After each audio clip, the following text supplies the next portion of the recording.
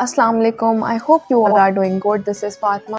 आज जो हमारे पास प्रपोज़ल मौजूद है वो है ब्रिटिश नेशनल फ़ीमेल का, जो कि बहुत ही ज़्यादा गुड लुकिंग है। 30 उनकी एज है, शिया फैमिली से बिलोंग करती हैं, डिवोर्स है। इसके अलावा उनका अपना एक केनाल का घर है मुल्तान में, और उनकी तमाम जो फैमिली है वो है यूके में। और जो उनकी रिक्वायरमेंट्स हैं वो हैं बिलो 35 मेल की। इसके अलावा वो यूके में रहते हों और शिया फैमिली से बिलोंग करते हों, upper middle class small family हो।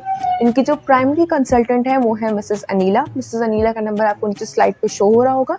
आप उनको अपनी प्रोफाइल सेंड कर सकते हैं, जो कि इंटरेस्टेड कैंडिडेट हो और उनकी रिक्वायरमेंट पे पूरा उतरते हों। रिश्ता मिलना हुआ आसान, पाकिस्तान।